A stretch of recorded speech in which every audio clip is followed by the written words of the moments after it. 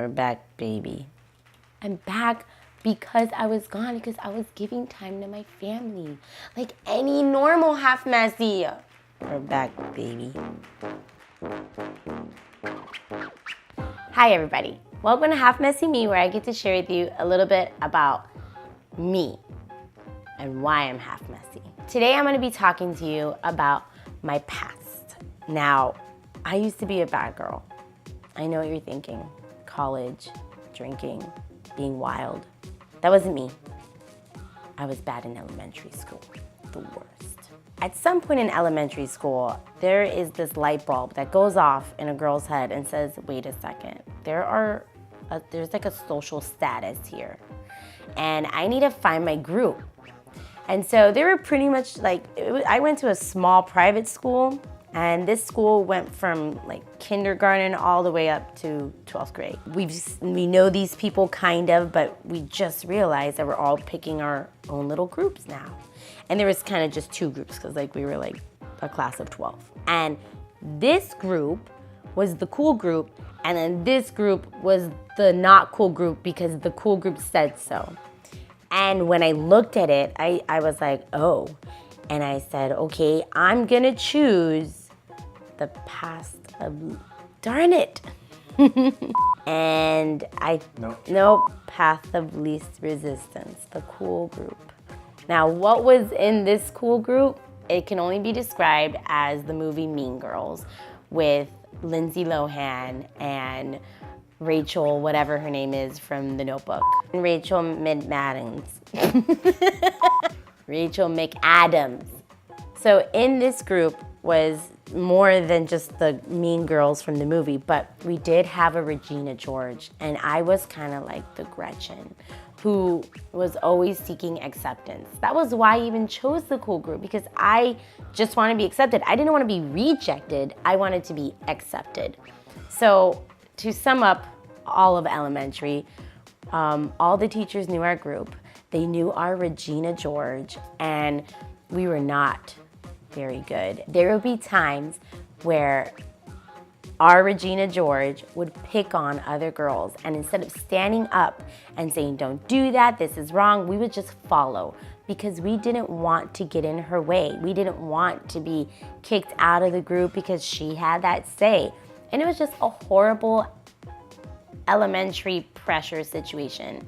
And I bet you're wondering, like, where was your mom? My mom was a great mother. She would always say, she's not a true friend, you shouldn't be her friend. And I would just argue with her, even though I knew she was right. I knew that she was a bad friend, but because of the small thing of wanting to be accepted and not rejected, I believed in a lie and I stuck with it. But when we went to 6th grade, our Regina George left, which I think was my mother's answered prayer, everyone's answered prayer. We were kind of relieved too. Our group was happy that we did not have a dictator anymore. We still had this group, and we still kind of had our old ways, because you're talking about like 4 years of being mean and following a mean person and just being that way for so long. Also, we were opening our eyes to a new social status, and it was nice. I would say there were two things that really helped me understand that I didn't need to be accepted. I didn't need to go do things in order for me to feel accepted. And that was Jesus and sports. My parents were wonderful. They always made me go to youth group even when I didn't want to. And around the age of 14 or 15 is when I said, okay, God, I'm gonna make my life about you, Jesus. And also during that time, I was in sports, and sports involves a team of all different ages and all different social groups.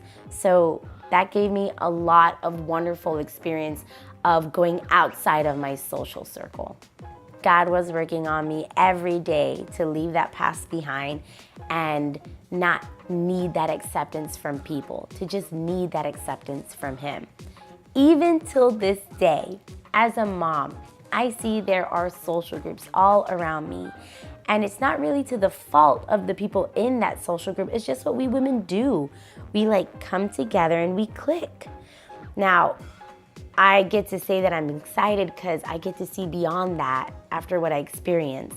I now know that I only need to be accepted by Christ, and that all the other blessings that he puts around me with different friendships from different parts of my life is awesome. I'm glad to say that I went from bad to good. I mean, Jesus works on me every day, but I am now not needing to find acceptance in people. I get to find acceptance in him. So from my half messy life to yours, I hope you don't seek acceptance. I hope you know you're accepted. Because time management is not my best thing. I'll take that. I'll take that.